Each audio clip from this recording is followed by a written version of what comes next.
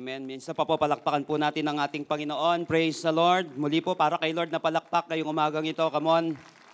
Praise the Lord. Amen. Magandang umaga po sa bawat isa kahit maulan dito ngayon sa ating kinalalagyan. So praise the Lord. Still, nandirito pa rin po tayo. At patuloy po natin ipanalangin ang ating mga gawain. By the way, kasisimula pa lang po ng ating elliptical campus. At purihin po ang Panginoon sa matagumpay po na simula natin. May sinilabunan din po tayo sa Valenzuela, sa Genti de Leon yata yun, nung mga nakaraan pang linggo. At yun, patuloy po natin ipag-pray. Ongoing po yung iba nating mga church planting na ginagawa. Yung mga small groups po natin, both dito sa Pilipinas, saka sa ibang bansa. Pag-pray po natin yung mga on the ground na missionaries natin, pati mga online na mga missionaries natin. At naniniwala po ako na may ginagawa po ang Panginoon sa ating bansa, maging sa ibang bansa, sa pamamagitan po ng Amazing Hope. Lahat po ng ginagawa natin dito, yung pananalangin natin, yung mga pagtutulungan natin, financially, physically, emotionally, naniniwala po ako lahat ng ito ay malaki po ay naitutulong para sa expansion ng kingdom ng ating Panginoon. So praise the Lord. Pagpalain po ng Panginoon ang bawat isa dito. First time man po tayo. O linggo-linggo po tayong nandirito ngayon, naniniwala po ako mga kapatid that God honors efforts. Ino-honor ng Panginoon yung ating effort, maulan man, sobrang init man, katamtaman lang. Naniniwala po ako minsan kailangan ng mga ganito yung maulan, panalangin man natin, panalangin ko nga minsan, sana wag. Pero sa totoo minsan kailangan din kasi kailangan din ng testing ng faith natin eh. Nakuha po natin, hindi ko sinabing pag di naka-attend dahil sa ulan na agad, karnal na agad. Pero minsan, kailangan yan para nang sa gayon, mas nagbibigay din tayo ng effort para sa Panginoon na kung saan masaya tayo, nag-e-effort tayo sa panahon na pinagpapala tayo, maganda ang panahon, pero maganda rin minsan masubukan na kahit na worse yung sitwasyon, kahit na hindi maganda, ay nag-e-effort pa rin tayo para sa ating Panginoon. Again, God honors effort. Ino-honor ng Panginoon yung effort na yan, and believe me, your labor in the Lord is not in vain. Magbibigay si Lord ng grace. Kahit hindi mo deserving, ibibigay ng Panginoon, may ganun si Lord. Pero si Lord nagbibigay ng reward dahil may ginawa ka, kaya kanya pagpapalain. So naniniwala po ako napaka-blessed ng bawat isa ngayong umagang ito. Amen po ba? Come on, palakpakan nga natin ang ating Panginoon at naniniwala na siya'y blessed. Praise the Lord. Once again, good morning. At least 2 o 3 tao nga po, batiin naman natin na nakaka-bless na good morning. Yung mabibless siya. Praise the Lord. Amen. Hallelujah. So tayo po ay nasa panibagong topic natin sa ating series na Waymaker. Sinabi natin that God will make a way where there seems to be no way. Sa atin man, imposibleng magkaroon ng daanan, imposibleng magkaroon ng solusyon, pero sa Panginoon, tandaan natin, sa Diyos, walang imposible. At ito pong pag-uusapan natin ngayong umagang ito ay napakaganda. At minsan madalas pala na napaka-crucial nitong text na ito dahil minsan na misinterpret ito dahil nga masarap i-quote Pero masarap i-quote ang isang bagay na kung saan pinag-aaralan maigi, ayun talaga yung intensyon ng ating Panginoon kung bakit niya isinusulat yon. Sabi ko nga dun sa ating Bible School, masarap i-preach yung talagang sinabi ng Panginoon. Kasi minsan, kapag tinignan mo lang ng ganyan, pwede mong ma-misinterpret Nakuha po natin yun. Masakit sa isang nagsasalita na mami-misinterpret mo siya. Hindi lalo ang Panginoon. At pinagpapala ng Panginoon kapag nai-deliver na maganda ang kanyang salita. At talangin natin na makapagsalo-salo tayo ngayon sa pamamagitan ng salita ng Panginoon. Magkaroon tayo ng masustansya yung mapagsalo-saluhan natin na salita ng ating Panginoon. Ang pag-uusapan po natin ngayon, paano ako magsisimula ng panibagong chapter ng buhay ko? Paano ako makakapagsimula ng panibagong chapter ng buhay ko? I don't know. Ano man ang pinagdadaanan natin, whether maganda o hindi maganda o katamtaman lang, you still need to begin a new chapter in your life.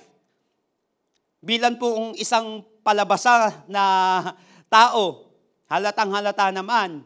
Tinanong ako nung eye doctor po namin, nung nakaraan, kailan daw nagsimula yung kasi nagpapa-check up din si Jazz, pati po ako sumabay na rin sa Philippine Children's Hospital. Sumabay na ako, magaling yung mga doktor doon, di sumabay na ako, nakita ko para mas magaling pa to kaysa sa iba.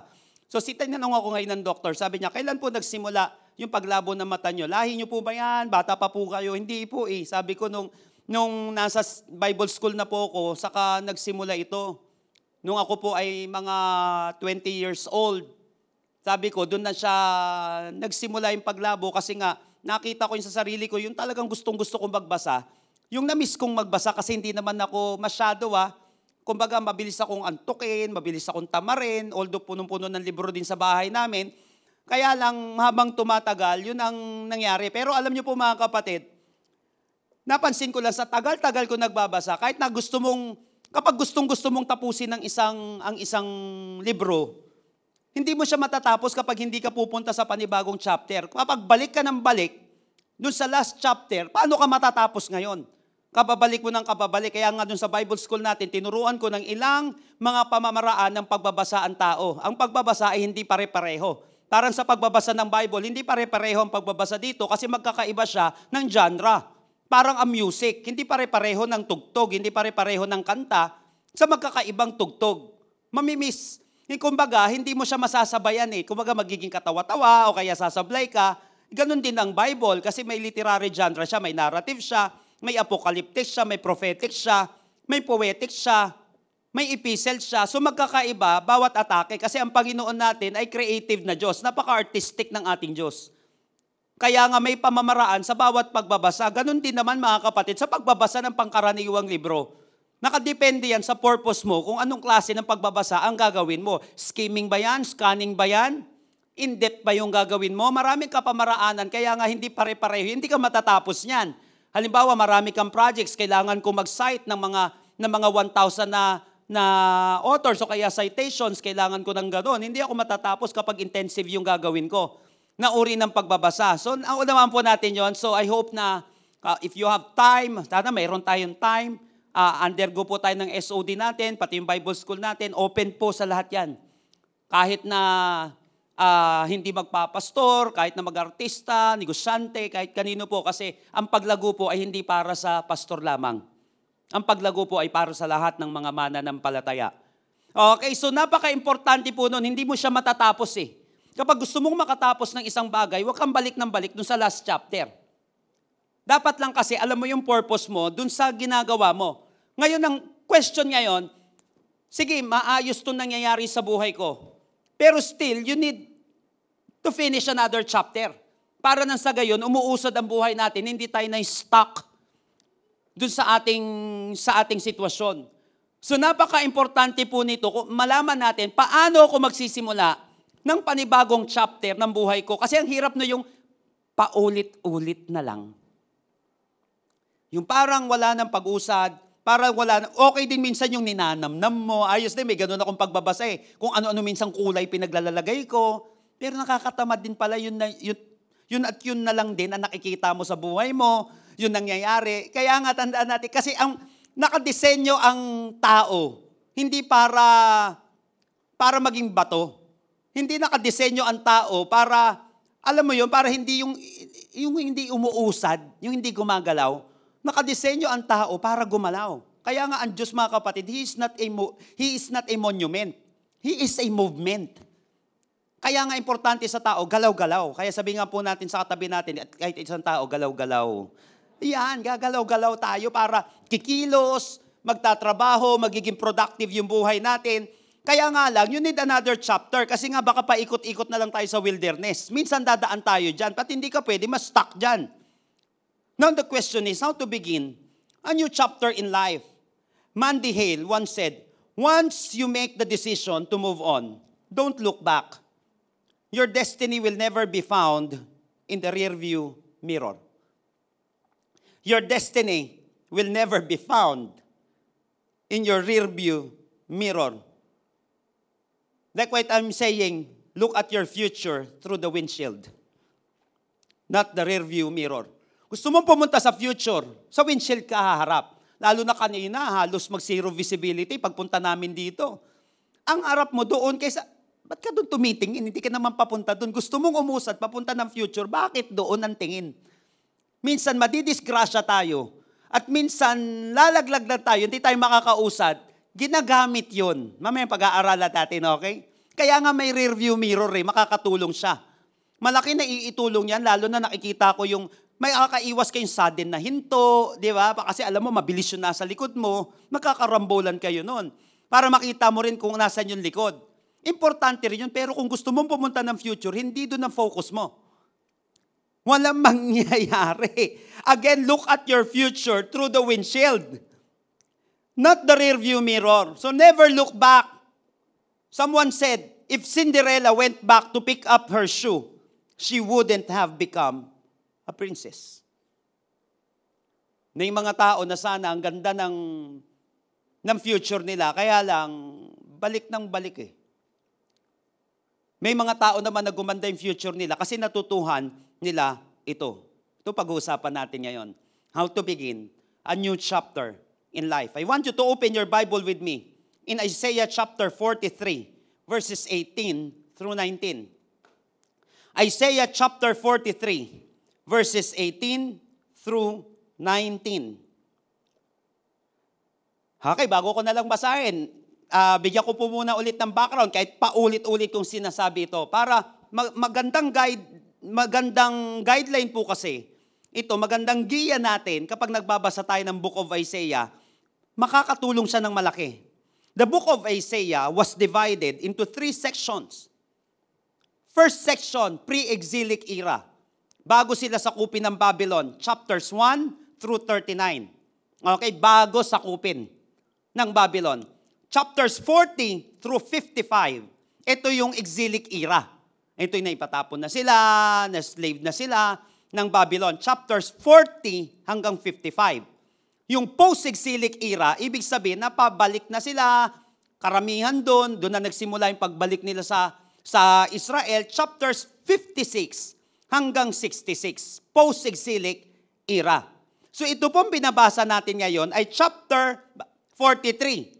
Ibig sabihin, kung chapters 44 hanggang 55, exilic era, ito. Ibig sabihin, under sila ng slavery pa rin ng Babylon. Maganda po kasing makita natin ito. Basahin natin. Verse 18. Forget the former things. Do not dwell on the past. Bakit ko binigyan ng background? Ba't mo pinapakalimot? Under nga kami ng Babylonian Empire. Anong sinasabi mong kalimutan namin? Ongoing yung slavery. Nakuha po natin kasi ganito rin yan. Halimbawa, pagtungtong ng 56, chapter 56 hanggang 66, pag sinabi doon, palayain mo kami. Nandito kami sa sitwasyon na ito. Magtataka ngayon, malaya kayo tapos palayain mo kami. Nakuha po ninyo, ibig sabihin, pwede kang malaya, pero ang pamumuhay mo, parang slave ka pa rin. Kapag doon mo sa 56 hanggang 66, nabasa yung text natin. Nakuha po natin, eto, nasa slavery sila, under sila ng exile. Ngayon ng Babylon. Okay? Forget the former things. Sabi ni Lord, ang bigat nito. Do not dwell on the past. See, I am doing a new thing. Now it springs up. Do you perceive it? I am making a way in the wilderness and streams in the wasteland. Forget the former things. Madalas po mga kapatid, naririnig natin itong passage na ito. Kaya lang, nami-misinterpret madalas kasi kalimutan na natin, forget the former things. Ito pa, yung simpleng forget the former things. Kalimutan na natin yung mga mapapait na nangyari sa ating buhay. Hindi naman yun to eh. Hindi yun ang ibig sabihin nito. Although under sila ng Babylonian Empire na ito, mahirap talaga. Kaya nga importante yung context nitong passage na ito. Actually mga kapatid, sinabi sa Living Bible, but forget all that. It is nothing compared to what I am going to do. Tignan niyo po maigi ha. But forget all that. It is nothing compared to what I am going to do. For I am going, verse 19, to do a brand new thing. Sabi nga po natin, brand new. For I am going to do a brand new thing. See, I have already begun. May hindi sila nakikita na ginagawa ng Diyos. Ang nakikita nila, yung presence na slavery nila. At hindi nila nakikita yung kamay ng ating Panginoon. Tulad nga ng sinabi ko, always look the hand of God behind every event. Don't you see it? Sinabi niya dito, don't you see it? I will make a road through the wilderness. By the roadway in the wilderness, He leads me. The rivers in the desert will I see. Heaven and earth will fade. O sino po nakakaalala nun? Yun, dito nakuha. I will make a road through the wilderness of the world for my people to go home and create rivers for them in the desert. So join me in our message this morning entitled Brand New. Brand New, how to begin a new chapter in life. Lahat po tayo na nandirito ngayon, whether ano ang edad natin, ano ang estado natin sa buhay, dumadaan ka man sa mabigat na pagsubok o na-enjoy mo yung tagumpay mo ngayon, yung progress mo ngayon, lahat tayo mga kapatid, kinakailangan makaranas ng mga brand new thing. Kinakailangan natin makatapos na panibagong chapter ng buhay natin. Because if you're not dead, God's not done, and the best is yet to come. Napaka-importante na maranasan natin itong magagandang mga bagay na ito na inilaan sa atin ng Panginoon. Kaya lang, kinakailangan mong umusad sa panibagong chapter ng iyong buhay. How to begin a new chapter in life. Lahat po ng ready at excited ngayon ay sumigaw po ng malakas na Amen. Number one. How to begin a new chapter in life. Verse 18. Sabi dito, forget the former things. Do not dwell on the past. Number one, stop looking behind. Stop looking behind. Para makuha natin, mabasa natin, makausad tayo sa panibagong chapter ng buhay natin, stop looking behind. Now, napaka-crucial nito. Stop looking behind. Stop looking back. What does it mean? Dalawang importanteng bagay mga kapatid. It means don't lean on the past. Huwag kang sasandal dun sa past. Forget the former things. Lean on means to rely on or derive support from someone or something. Kapag sinabi mong lean on, dun ka na umaasa, dun sa sinasandalan mo. Ang problema nila dito, listen to this, sumasandal na lang sila dun sa nakalipas nila. I hope na unti-unting luminaw sa atin itong forget the former things. Inaasahan mo yung former things na yon. Dun sila nakasandal ngayon. Remember, brothers and sisters, remember this. Don't expect past victories to sustain you. Bakit nabanggit kong past victories? Alam niyo po ba mga kapatid, ang masakit dito at ang masama dito, hindi kabiguan yung sinasandalan nilang past. In fact, ano yung sinabi ditong forget the former things, forget all that. Ito mga kapatid, yung Exodus. In fact, mababasa mo ito kung aatras ka lang ng konti in verses 16 hanggang 17. Yung parting of the Red Sea. Hindi pangit. Tignan natin, 16 and 17. Atras lang tayong konti para makita natin yung context niya. This is what the Lord says. Bago mag-arrive dun sa text natin ngayon, 16. This is what the Lord says. He who made a way through the sea. A path through the mighty waters. 17. Who drew out the chariots and horses, the army and the reinforcements together, and they lay there never to rise again. Extinguished, snuffed out like a wick. Ito yung parting of the Red Sea. At the same time, ito rin yung pagbabalik ng Red Sea. Inilibing doon yung mga kalaban. So, hindi siya pangit.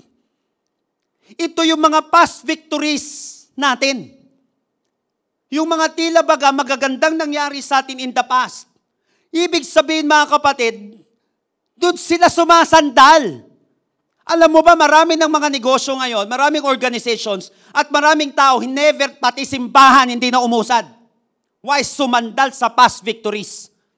Hindi dapat ganito yung kulay. Ay, kasi dati ganito yung kulay ng simbahan namin.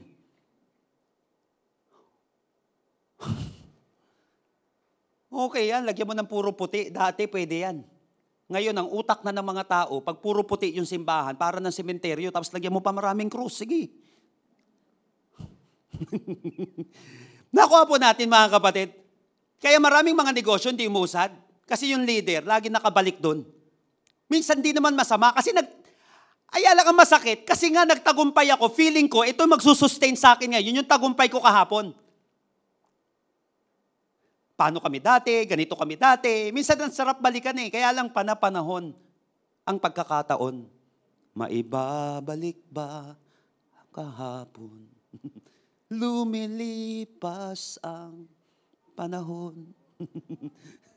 Kapalit ng ating gunita. Wala eh. Don't lean on the past.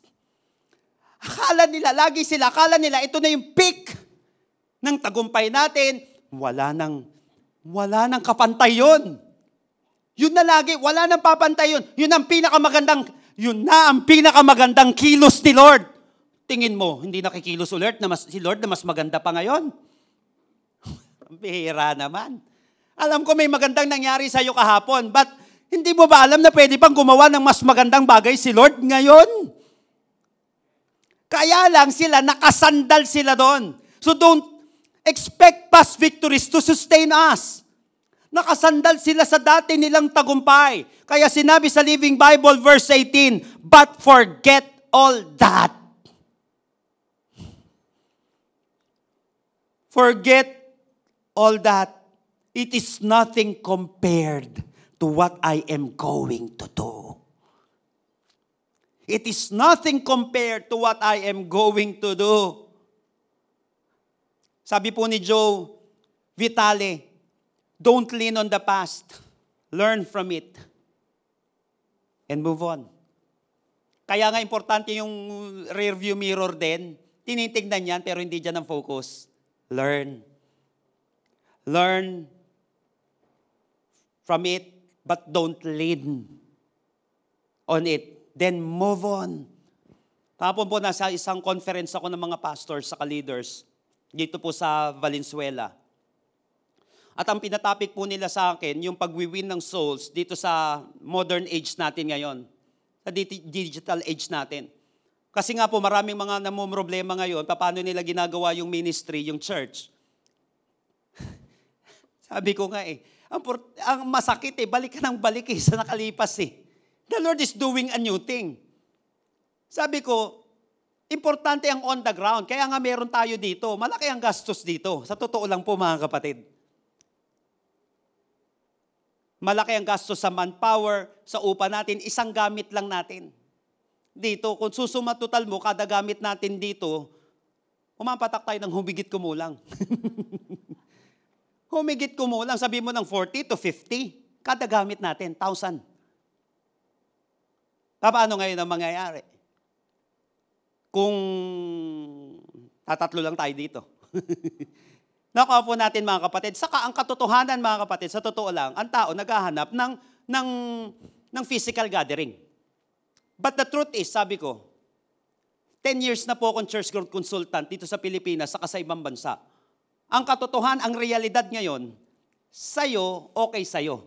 Pero may mga tao na hindi pa bumabalik sa physical. But napaka-active nila sa online. Nagbibigay sila, nagmi-ministry sila. May mga kasama tayo nasa Amerika, nasa ibang bansa, worker natin ngayon Sa online natin, nag-a-usher sila doon, nagwi-win sila doon. May mga online missionaries tayo. Kasi nga sa panahon natin ngayon, 50% of your growth nasa on-site, nasa on the ground. Pero 50% ng growth nasa online. But you will miss 50% of your growth if you don't have online ministry.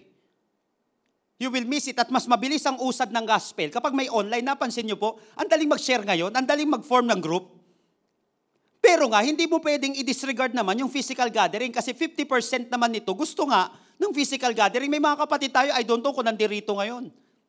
Umaatin, nakakasama lang natin sila for the past 2 years, nasa Pangasinan sila, active sa online natin. Dumalaw lang sila dito, biruin mo nag-church, nakakaya naman, nasa tabi ka lang ng Trinoman, di ka pa makapunta dito. Ayun, Pangasinan, hindi Pangasinan Street. Sa Pangasinan sila. Yung iba, Bulacan pa, para mapunta lang dito. Shout out, sino mga nasa Bulacan dito? Oh, di ba?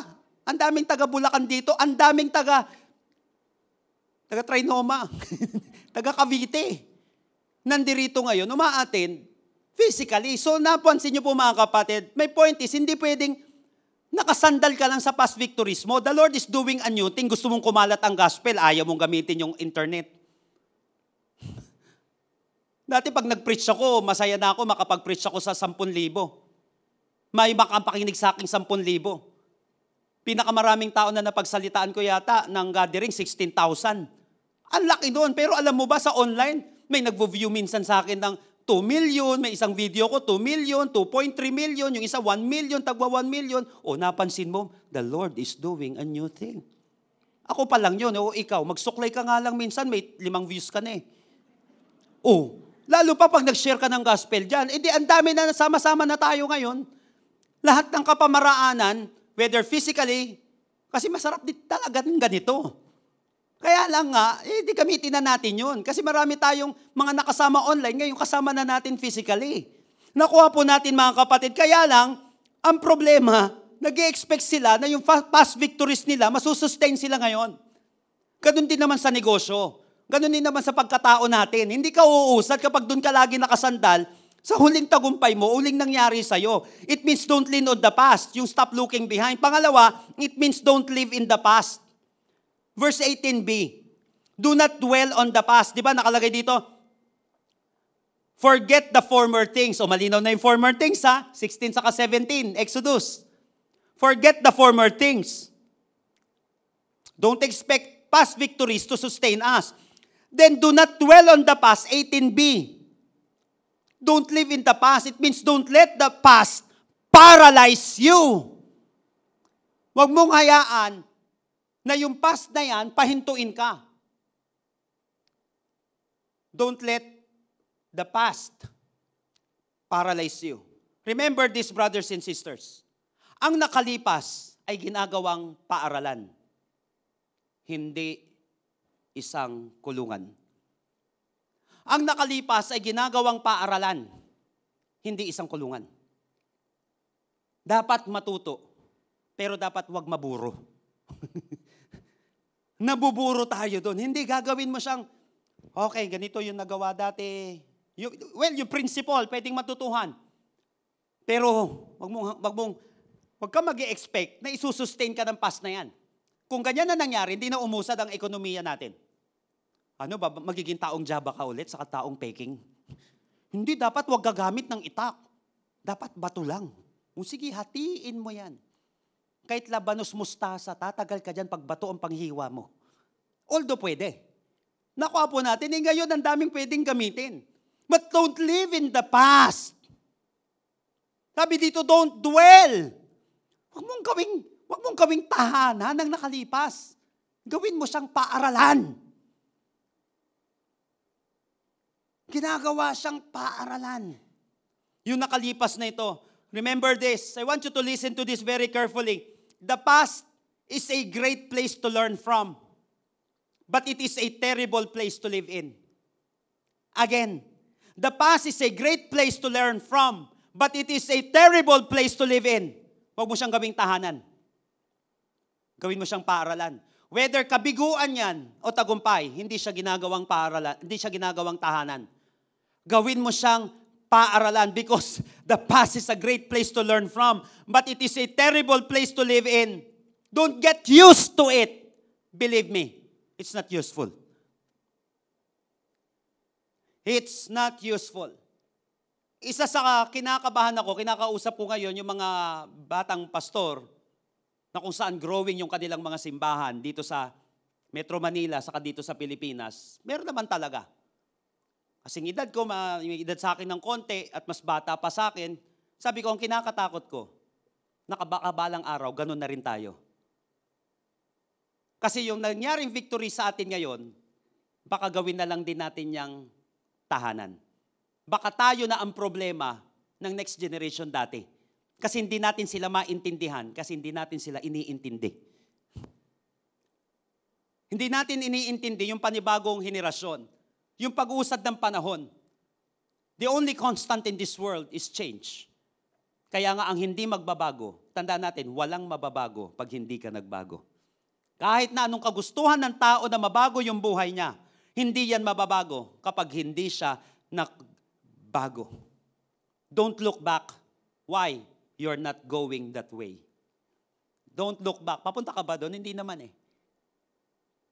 Papunta ka doon sa inaharap. So don't look back because you're not going that way.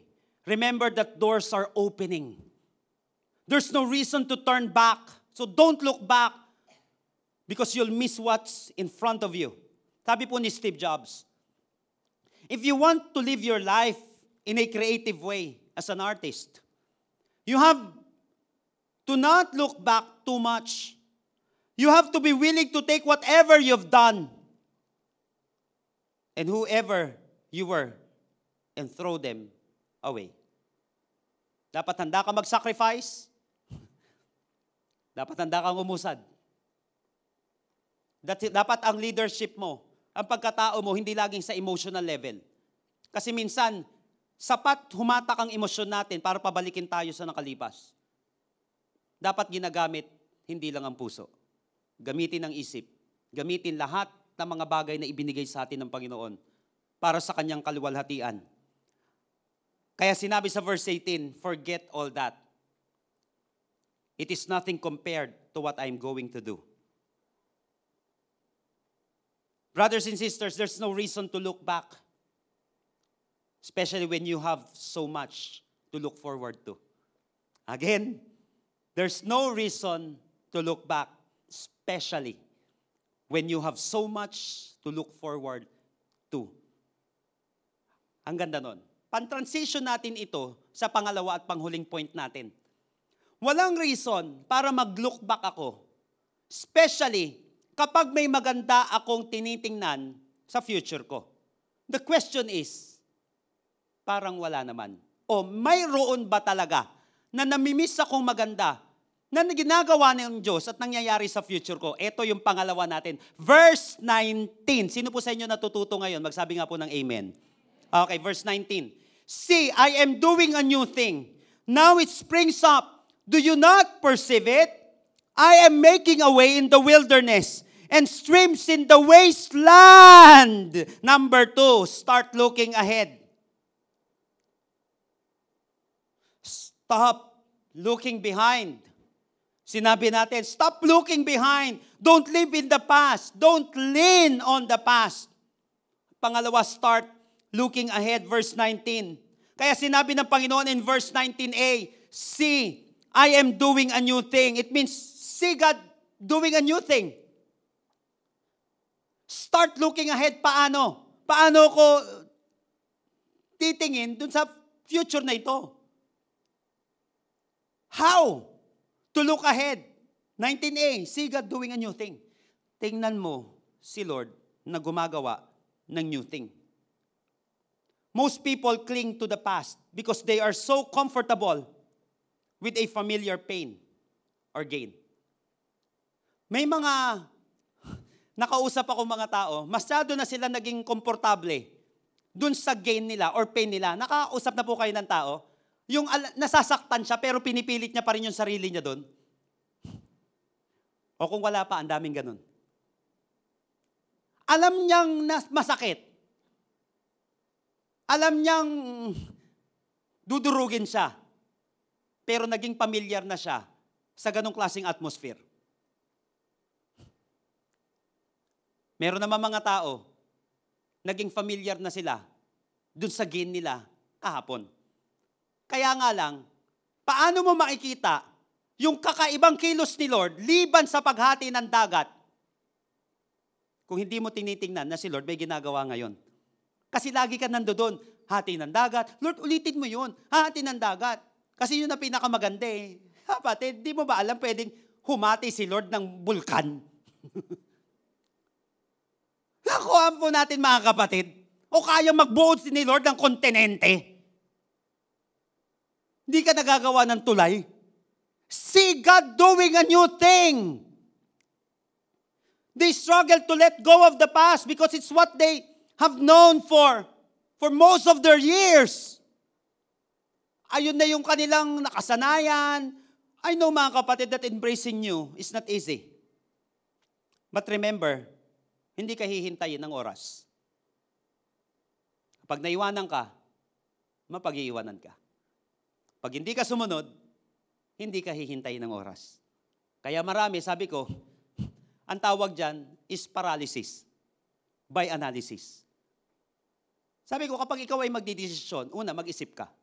Gamitin ang puso, gamitin ang isip. Pero minsan, excuses na lang. Alam niyo, madalas na excuse ng mga Christian. Ngayon, yung usong excuse ng mga Christian, pagpipray ko. Yun, ayos, spiritual na spiritual. Ang dami ko na nakausap na ganyan, pati mga pastors, pagpipray ko po. Tulungan namin kayo, sige. Yan sa problema ninyo, ano pong gagawin? Magdi-discipleship tayo. Magbi-vision, susunod tayo dito kay Lord. Ganito yung gagawin natin, kikilos-kilos tayo dito. Mamaya, sinabi mo na yung program. Sige po, pagpipray ko po. Yan, sabi ko, sige, bigyan kita, mag-pray ka mga 3 minuto, ha. Tapos sagutin mo na ako, hindi ka pa ba nagpipray dati? Nung dumadanas ka ng ganyan, ng scarcity sa ministry, sa kabuhay mo, hindi ka pa nagpipray? Ngayon may ino-offer ako, may sinasabi, tinuturuan kita, ngayon ka pa ulit magpipray? Excuses. Sunod ako, Lord. Halika, sabi ni Lord. Kaya lang, iiwan mo yan. Hindi, teka lang po, papaalam lang ako. Hindi naman masama paalam eh. Na-discern lang ni Lord, puro ka excuses eh.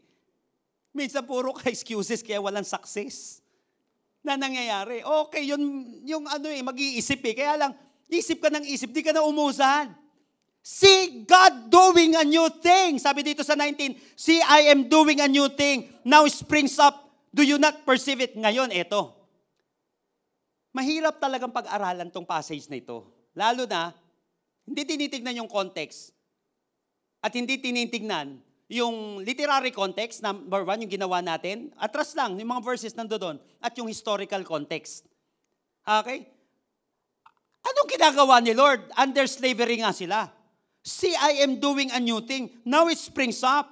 Do you not perceive it? Anong pwede kong tignan na ginagawa ni Lord? Kasi nga, tinitignan mo lang yung present na ginagawa ni Lord. Nakikita mo lang yung, hindi lang present, yung isang side lang. Alam niyo po ba? Ito maganda. Hindi nagkamali si Lord na sinabi niya ito. I am doing a new thing. Now it springs up. Do you not perceive it? Alam niyo po ba, chapter 3 pa lang ng Isaiah, sa kaibang chapter, bago tong chapter natin ngayon, sinabi na that the Babylon has fallen. So sinabi na ng Panginoon, umpisa pa lang, babagsak ang Babylon. Okay?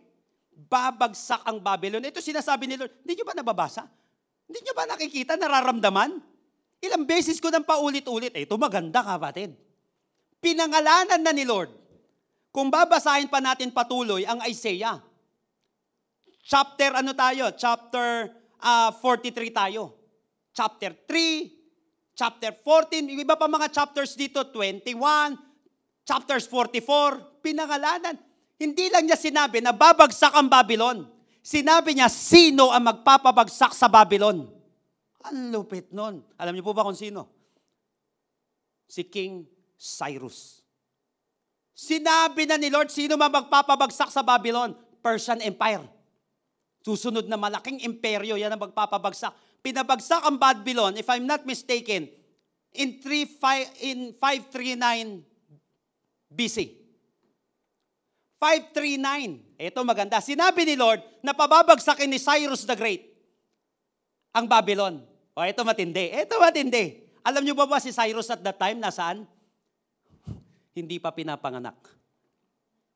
Sinabi na ni Lord na si Cyrus ang magpapabagsak 150 years before siya ipanganak. Ibig sabihin mga kapatid, sinulat na ni Lord ang tagumpay mo. Sinulat na ng Panginoon kung anong magandang mangyayari sa future. Pabasahin mo na lang. Paniniwalain mo na lang na sasamahan ka ni Lord. See, I am doing a new thing. Alam nyo ba mga kapatid, sudden yung pagbagsak ng Babylon. Tinatanong sa akin, paano bumagsak ang Babylon? Ito matindi. Lagi ko sinabi, di ba? Yung me and my emojis na series natin, na ano na itutulong ng sadness, ano ang problema kapag masyado kang masaya? Bumagsak ang Babylon noong 539 BC. Ano nangyari? Nagse-celebrate sila. Habang sila ay masaya, pinasok sila ng Persian Empire. Kaya nga, kung babasahin niyo yung history, sudden ang pagbagsak ng Babylon. Alam niyo saan sila dumaan? Dumaan sila sa ilog, yung mga kalaban. Tinambakan nila ng tinambakan yung ilog hanggang sa doon sila pwedeng dumaan. Mamaya dyan, nakapasok yung kalaban habang nagse-celebrate sila. Kaya sinabi ko, walang problemang magsaya. Kaya lang kapag masaya ka, dapat nagbabantay ka pa rin. Dahil mas maraming bumagsak na tao nung nagtatagumpay siya at masaya siya. Bakit? Unguarded siya. Pagtapos magtagumpay ni Elijah, tapos siya kay Jezebel. Pagtapos na matinding revelation kay Peter, tinatwa niya ang Panginoong Kristo. Kaya nga pag nagtatagumpay, mag-enjoy, magpasalamat, mag-thanksgiving, pero magbantay ka. Baka kasi sa dami ng pera mo, kung saan mo dalhin yan. Dati hindi tayo nakakapagbisyo nung wala tayong pera. Dahil marami ka ng pera, marami ka na ngayon pambisyo. Nakuha natin mga kapatid, kaya mas marami ang nabigo nung nagtagumpay. Magbabantay pa rin, dapat guarded ka pa rin. Kasi baka magkamali, doon sila napasok ngayon. Pero ito, in a positive way, sinasabi ng Panginoon, alam nyo ba, sinulat ko na yan? Ito yung ginagawa ko. See, I am doing a new thing. Now it springs up. Do you not perceive it? I am doing a new thing in your life. May ginagawa ako. Minsan pansinin mo lang kapatid, ano yung mga new thing na ginagawa ng Panginoon? Minsan hindi mo napapansin na nandito ka ngayon. Hindi mo alam yung mga mensaheng naririnig mo ngayon ay parte na sa new thing ni Lord. May binibuild up na something si Lord sa'yo ngayon para makita mo na may maganda ka pang patutunguhan sa buhay. See! Yung mga bagong nakakasama mo, yung mga learnings na natututuhan mo, yung mga nangyayari ngayon, tingnan mo kapatid, hindi lahat nakarating dyan. Lungkot na lungkot ka sa buhay. Kasi ikaw, 65 years old ka na. O 70 years old ka na. Kawawa naman ako, matanda na ako. Kapatid, yung iba nga hindi na tumanda eh. Yung iba nga hindi na umabot sa edad mo eh. Nakuha mo kapatid, ibig sabihin buhay ka pa, bala ka malakalib ka sa sitwasyon natin. Bata pa lang kasi ako. Ayaw mo nun, bata ka pa lang, ganyan na nangyayari sa'yo. Ang dami mo ng experiences sa buhay. Na pwedeng gawing baitang para sa pag-angat mo o kaya lesson sa buhay mo. See God doing a new thing. Tignan mo yung ginagawa ng Panginoon. Huwag mong sasayangin yung bawat tao, bawat pangyayari, bawat sitwasyon. Ulitin ko kapatid. Kaya hindi nakakakita ang isang tao kasi hindi naman siya tumitingin. Ngayon, bakit nangyari sa akin ito, new thing ito? Uy, pwedeng masaktan, pero pwede kong gawing paaralan itong pain na to. Lord, baka parte ito ng plano mo. Anong matututuhan ko dito sa magandang plano mo sa buhay ko? Yung mga taong nakakasama mo, hindi pwedeng nakasama ko yan ng wala lang. Pansinin mo maigi. Kapatid, kaya sinabi sa verse 19, for I am going to do a brand new thing. Brand new ang gusto ni Lord. Hindi ka magkakaroon ng brand new kapag gusto mo pa rin ng luma. See, I have already begun. Don't you see it? Kaya nga kapatid, start looking ahead. See God doing a new thing. Verse 19a.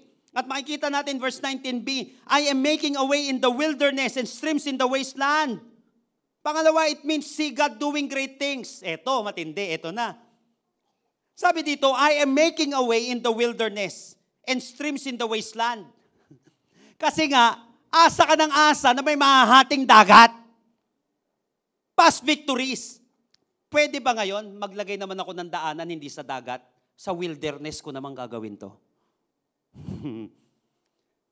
At maglalagay ako ng streams dyan sa lugar na kung saan tigang na tigang. I am doing a new thing. Huwag mo kong i-box sa nagawa ko sa iyo kahapon. Kung nabigyan kita ng 1 million kahapon, kaya kitang bigyan ng 20 million ngayon. Kung nagbigyan kita ng titirhan mo dati nung bata ka pa, kahit na maliit na bahay, kaya kitang bigyan ng magandang tahanan ngayon. Kung napagtapos kita ng elementary, kaya kitang pagtapusin ng high school. Nakuha mo kapatid? See, God is doing a new thing. God is doing a brand new thing sa buhay mo. Huwag mong ilalagay si Lord sa box dahil ang dami pang pwedeng gawin ni Lord sa buhay mo. Kung napagaling kita dati sa simpleng lagnat mo, kaya rin kitang pagalingin dyan sa cancer mo ngayon. Kung napagaling kita dyan sa simpleng sakit mo, kaya kitang pagalingin sa sinabing wala nang kagalingan ng doktor sa'yo. Come on, palapakan natin ang ating Panginoon. I am making a way in the wilderness and streams in the wasteland. Huwag mo kong ilalagay sa box. Every time a new chapter of life begins, try to sit down and visualize your next chapter. Upo ka minsan, tignan mo yung mga bago na nangyayari sa buhay mo. Why? Because when you have a clear image of what you are hoping for, you are more likely to achieve it. Kapag may clear image ka, kapatid, ng inaasahan mo, eto, tignan niyo po ulit yung halaman. Kasi sa amin, yung halaman nasa loob ng terrace. Kaya napansin ko, may halaman ako, na yung tubo niya, alam ko naman siyempre, ganun mangyayari. Papunta doon. Bakit? Nandun kasi yung liwanag. Nandun yung araw, kaya papunta lahat ng ganun. Susunod yan eh. O, tubukan mo ulit magtanim ng munggo. Munggo ulit. Experiment ulit ng munggo, kung nasan yung ilaw, yung liwanag, nandun siya. Nakuha mo yun, kapatid? Ganun ang natural sa tao. Kapag may nakikita ka pang magandang future, umuusad ka eh. Hindi ka nai-stuck eh. Kaya nga gusto ni Lord, huwag mo lang tignan yung pagkaalipin mo ngayon. Huwag mo lang tignan kung ano yung kinalalagyan mo ngayon. See, I am doing a new thing. Kuha mo, kapatid. Oo, sige na, nandiyan na yung past mo, hindi na maganda. Oo, parang wala na nangyari sa'yo. Parang akala mo tapos na yung magandang nangyari sa'yo. Alam mo ba, kapatid, the Lord is doing a new thing in your life. Now it springs up. Do you not perceive it? I am making a way in the wilderness and streams in the wasteland. May ginagawa ang Panginoon. Sabi ni Neil Patel, he said that don't look back and ask why. Look ahead and ask, why not? Bakit puro ganyan na nangyari ko? Yung magtatanong ka na parang wala ka ng kapag-asa. Pero yung nakikita mo tong future na ito, look ahead and ask, why not? Harapin mo, kapatid, yung future mo. Ang future ay hinaharap, hindi tinatalikuran. Kasi tiyak yan, kapatid. Uusad at uusad yan, whether nandoon ka o wala. Take the challenge. Itong nangyayari sa atin na ito. Kapatid, ang masarap dito, sinasabi ng Panginoon. Napansin niyo po, mga kapatid, see, I am doing a new thing. Now it springs up. Do you not perceive it? I am. Kapatid, kaya mo hanggat kasama mo yung great I am na yan. Kapag wala siya, hindi pwede. Pero kapag sinabi niya, I am, tiyak yun, kapatid, paninindigan niya yung sinabi niya. Hindi ka niya iiwan at hindi ka niya pababayaan. May maganda pang future na naghihintay sa iyo kapag kasama mo ang ating Panginoon. Amen po ba? Palakpakan natin ang ating Panginoon. Praise the Lord, praise the Lord. Tayo pong lahat ay tumayo sa presensya ng ating Panginoon. Praise God. Again, how to begin a new chapter in life. Number 1, stop looking behind. Don't lean on the past. Huwag mo na lang asahan yun. Tapos na siya. Magandang alaala siya. O kaya kung pangit man, matuto ka na lang. And then don't live in the past. Bakit? Hindi ka naman taga dun sa past na yun eh. Hindi ka taga dun. In fact, may pangarap ka sa future. Bakit ka namumuhay dun?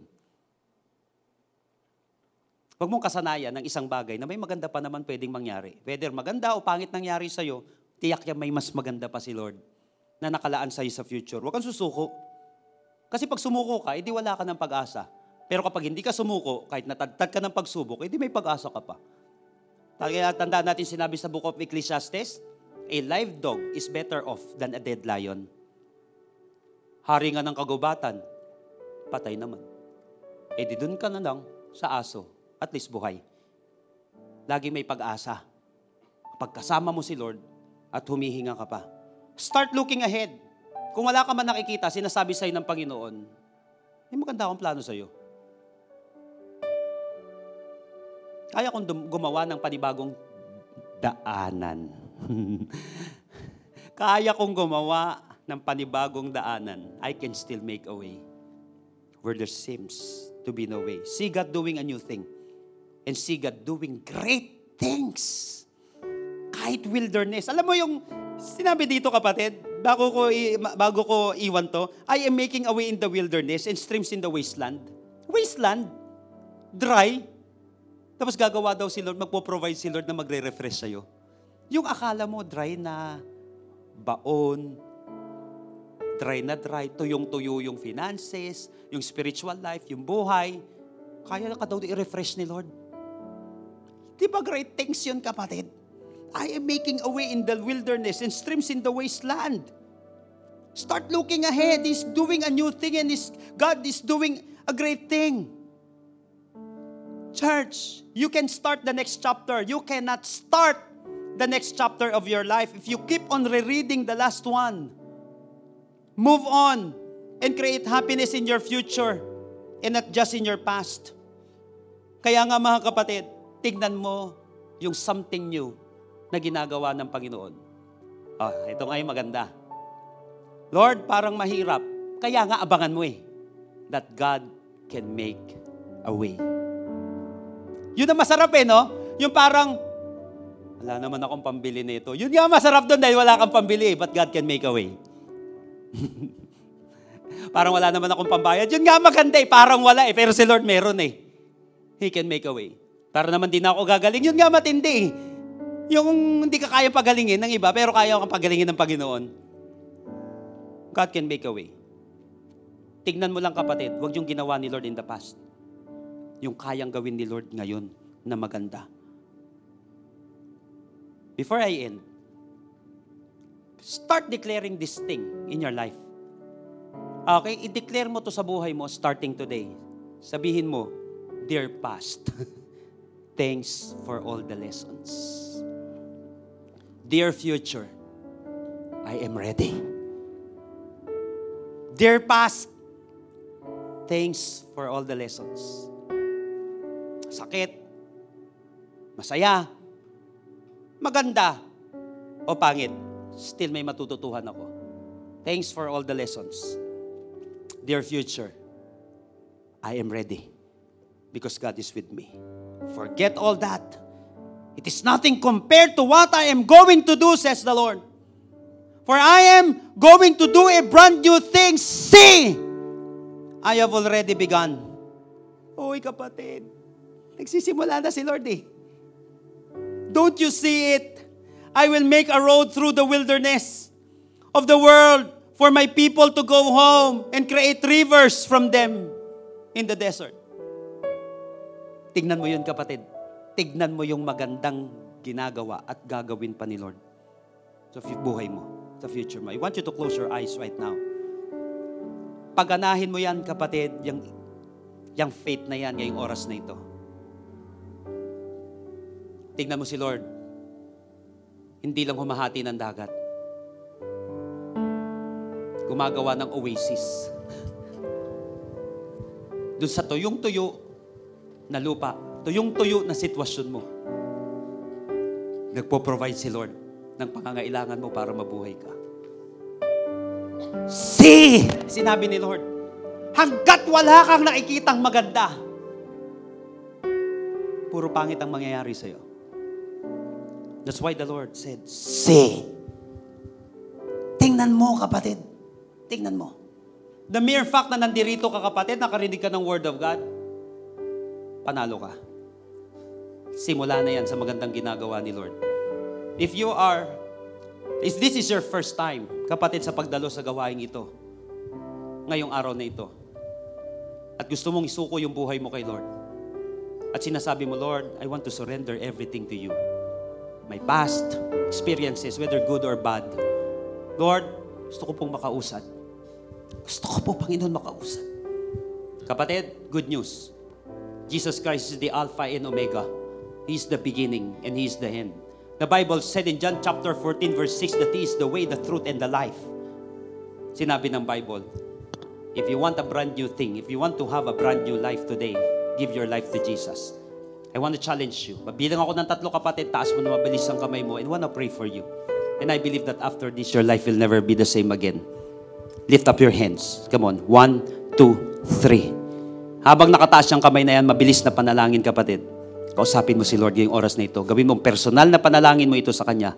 Tell it to Jesus right now, Lord Jesus. Lord Jesus. come into my life. Come into my life. I surrender my life to you. I surrender my life to you. I admit that I'm a sinner, I admit that I am a sinner. but I believe that you are my Savior. But I believe that you are my Savior. Starting today, Starting today. be the Lord of my life. Be the Lord of Be my my life. King. Be my King. Save me. Save me. In Jesus' name. In Jesus' name. Amen. Amen. Kapatid, kung first time mo ipinanalangin ito, maniwala ka, tinanggap ka ni Lord. Nagre-dedicate ka ng buhay mo sa Panginoon. Kapatid, mahal ka pa rin ng ating Panginoon. Kung masyado ka nang napako, kapatid, sa past mo at hindi ka makausad, right now, in the name of Jesus, I rebuke that thing, that bad thing na nangyayari sa iyong isipan. Right now, I rebuke that prison in the name of Jesus. Sa pangalan ng Panginoong Hesus, palayain niyo po, Panginoon, ang kapatid na ito, na inaalipin, Panginoon, ng mga pangit, Panginoon, at hindi magaganda ng mga bagay, Panginoon, para i-prevent siya, Panginoon, sa pag-usad niya. Right now, I rebuke it. We renounce it in the name of Jesus. Lord, ngayong oras na ito, Panginoon, magpapagaling ka, magpapalakas ka, magpo-provide ka. Sa pangalan ng Panginoong Hesus, I speak for miracle. I speak for healing in the name of Jesus. The Bible said, by His wounds we are healed. Gagawa ka ng himala, Panginoon. Gagamit ka ng mga tao para sa Kanya. Tama, Panginoon, na mga tao, Panginoon, na makakasama niya, makakarinig siya ng mga salita mo, Panginoon, na mas tatandaan niya kaysa mga dead words, Panginoon, na itinanim sa Kanya ng mundo. Ngayong oras na ito, kapatid, palayain mo ang sarili mo. Eksakto, nasa Independence Day tayo naman, kapatid. Hindi lang para sa bayan ang paglaya, para rin sa buhay ang paglaya. Ngayong oras na ito, may pinapalaya ang Panginoon. The Bible said, kapatid, see, I am doing a new thing. Ngayong oras na ito, before I will leave this platform, kapatid, tingnan mo na gumagawa si Lord ng isang daanan dyan sa malahimalang sitwasyon mo na pinagdadaanan. Ngayong oras na ito, I want you to sing this song right now and make it a personal prayer to God, a personal declaration. See, the Lord is doing a new thing. God make a way where there seems to be no way. He works Sa'yo na nahihirapan, we cannot see. sa'yo na may karamdaman, sa'yo For me, na na-imprison ka ng iyong past, my God, samahan ka ni Lord. holding He's doing a new thing. His side with love and strength for each new day. He will make a way. Come on. Awitin natin sa Panginoon. And I want you to declare it right now. Tingnan mo, kapatid, yung ginagawa ng Panginoon. Make a way Where there seems to be no way. no way. He works in ways we cannot see. He will make a way for me. He will be my guide. Hold me closely to His side. With love and strength for each new day. He will make a way. He will make a way. The Lord said that He's making a way in the wilderness. By a roadway in the wilderness. He lead me. And rivers in the desert will I see. Heaven and earth will fade. Heaven and earth will fade, but His word will still remain. And He will do something new today. God will make a way. God will make a way. Where there seems to be no way. The Lord is doing a new thing. The Lord is doing a miracle in your life. We cannot He will make a way for me. He will make a way for me. He will be my God. Hold me closely to His side. With love and strength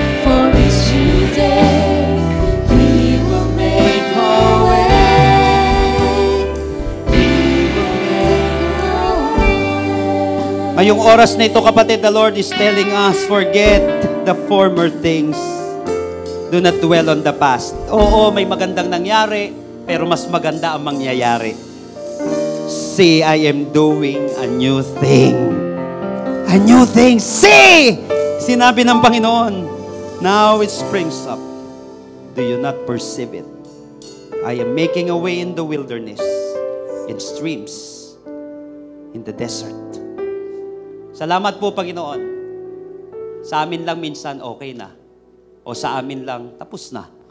Pero yun pala, Lord, ang dami pa. Ang dami pong mapang gagawin. Para sa mga babae at lalaki ngayon, Panginoon, na anak mo, na dumaan sa maraming pagsubok sa kanyang buhay. You're only telling us, Lord, hindi mo kami iiwan at pababayaan.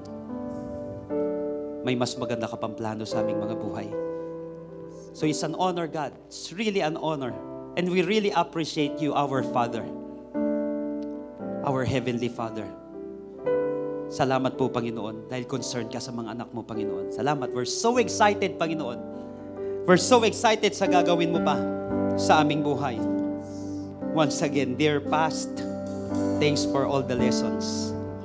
Dear future, we are ready. We are ready. Salamat po, Panginoon. Sa iyo po ang pinakamataas na papuri at pasasalamat sa pangalan ni Jesus. Lahat po yung magsabi ng Amen and Amen. Pwede po ba mas malakas na palakpak para sa ating Panginoon? Praise the Lord. Praise the Lord.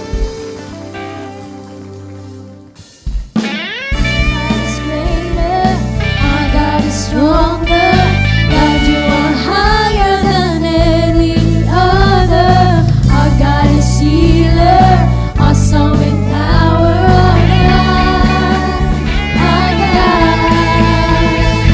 Our God is greater, our God is stronger. God, you are higher than any other. Our God is healer, awesome in power.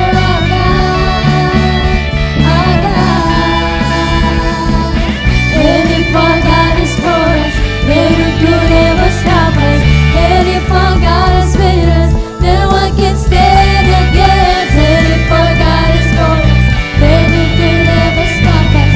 And if our God is with us, then what can stand against?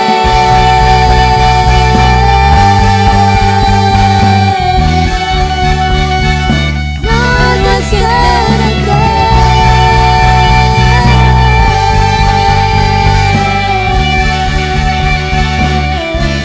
God bless you, amazing people of God.